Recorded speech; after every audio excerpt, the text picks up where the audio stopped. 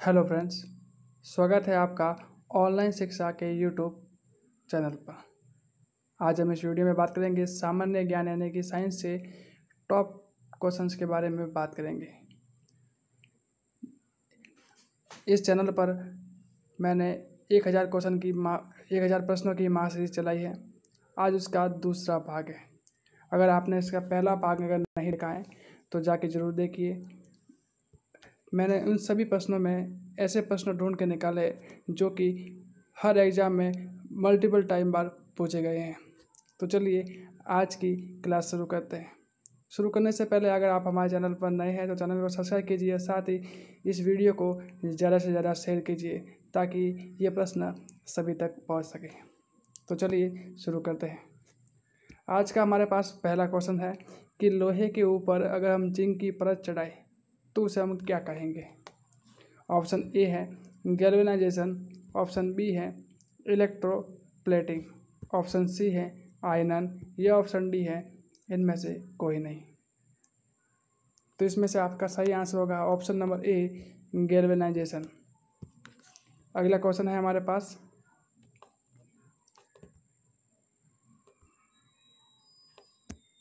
अगला प्रश्न है कि सूर्य के अलावा पृथ्वी के निकट तारे से प्रकाश को पृथ्वी तक आने में कितना समय लगता है।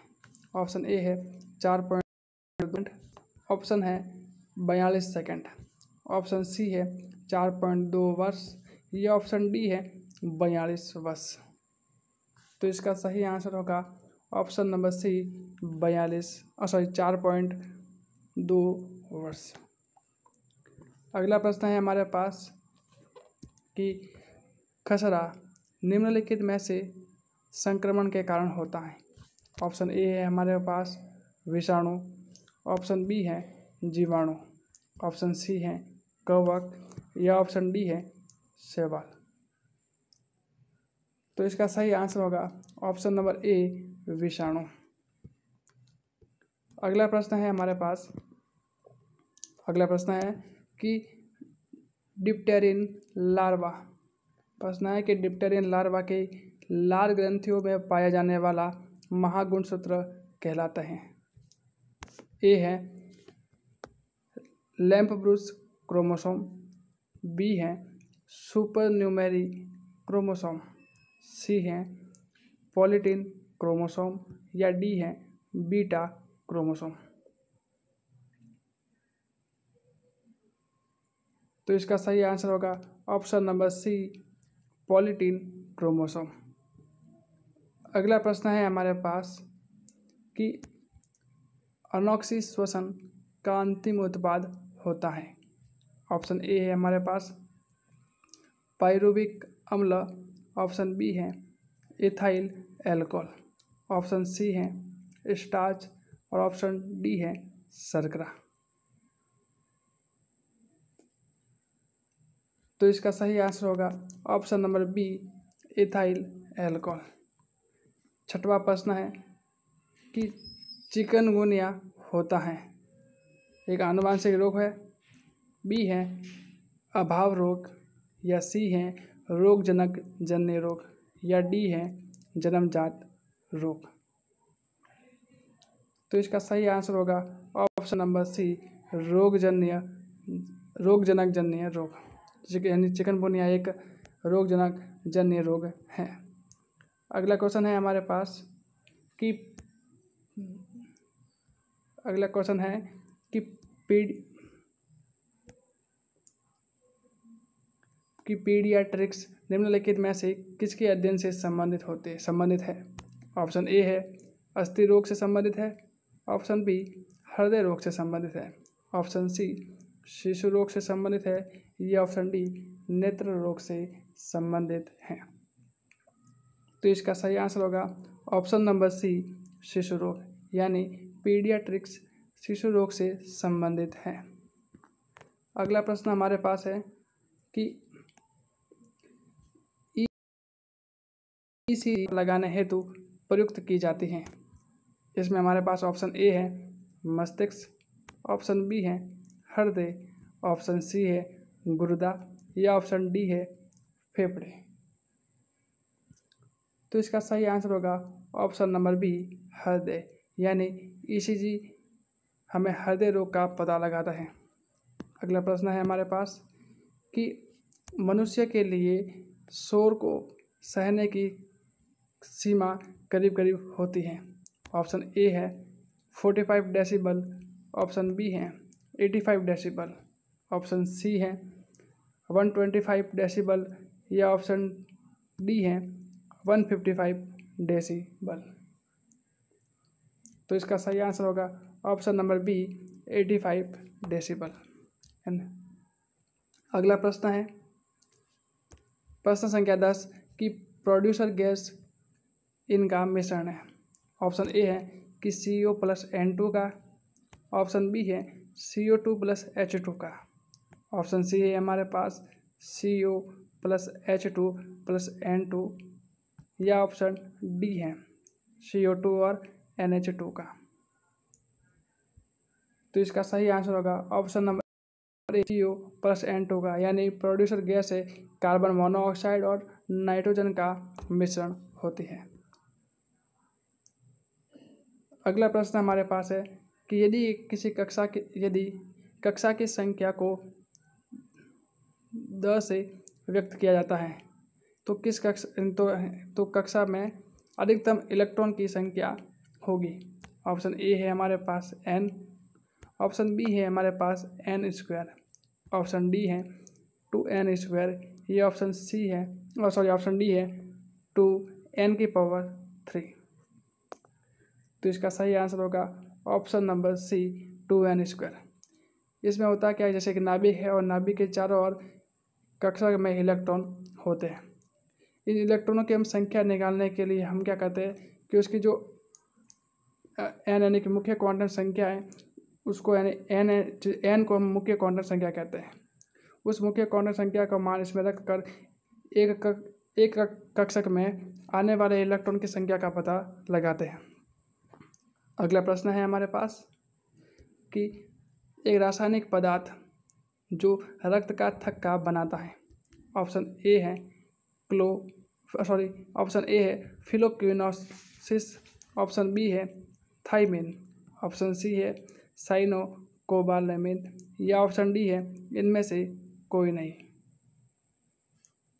तो इसका सही आंसर होगा ऑप्शन नंबर ए, फिलोक्विनोसिस। ये विटामिन के का रासायनिक नाम है। इसमें ऑप्शन नंबर बी है थाइमिन, जो कि विटामिन बी का रासायनिक नाम है। ऑप्शन सी है जो साइनोकोबालेमिन, जो कि विटामिन B12 का रासायनिक नाम है। तो इसका सही आंसर होगा ऑप्शन नंबर ए, फिलोक्विनोसिस। अगला प्रश्न हमारे पास है कि मुख्य वायु प्रदूषक होता है, मतलब कि किसके फैलाव से सबसे अधिक वायु प्रदूषण होगा। ऑप्शन ए है CO यानी कार्बन मोनोऑक्साइड, ऑप्शन बी है CO2 यानी कार्बन डाइऑक्साइड, ऑप्शन सी है N2 यानी नाइट्रोजन या ऑप्शन डी है गंधक यानी सल्फर। तो इसका सही आंसर होगा ऑप्शन नंबर ए, CO यानी कार्बन मोनोऑक्साइड। अगला प्रश्न हमारे पास है कि तूतिया का रासायनिक सूत्र है। ऑप्शन ए है CuS यानी कॉपर सल्फेट, ऑप्शन बी है CuOH का होल ट्वाइस, ऑप्शन सी है हमारे पास CuCl2.2s2 या ऑप्शन डी है हमारे पास CuSO4.5s2। तो इसका सही आंसर होगा ऑप्शन नंबर डी, CuSO4.5s2। अगला प्रश्न हमारे पास है कि केचुआ किसानों को किस प्रकार लाभ पहुंचाता है। ऑप्शन ए है हमारे पास कि हानिकारक कीटों को नष्ट करके, ऑप्शन बी है हानिकारक जीवाणुओं को नष्ट करके, उपयुक्त दोनों, या ऑप्शन डी है भूमि को पोल करके। तो इसका सही आंसर होगा ऑप्शन नंबर डी कि केचुआ भूमि को पोल करके किसानों के फसल को अच्छा करता है। अगला प्रश्न हमारे पास है कि एडोल एसिटिक अम्ल का अन्य नाम क्या है। ऑप्शन ए है एंजाइम, ऑप्शन बी है कवकनाशक, ऑप्शन सी है एमिनो अम्ल या ऑप्शन डी है ऑक्सिन। तो इसका सही आंसर होगा ऑप्शन नंबर डी ऑक्सिन, यानी एडोल एसिटिक अम्ल का अन्य नाम ऑक्सिन है। अगला प्रश्न है हमारे पास कि निम्न में से शुद्ध तत्व कौन सा है? ए कांच, बी सीमेंट, सी सोडियम या डी इनमें से कोई नहीं। तो इसका सही आंसर होगा ऑप्शन नंबर सी सोडियम, जो कि इन ऑप्शन के हिसाब से शुद्ध तत्व है। अगला प्रश्न है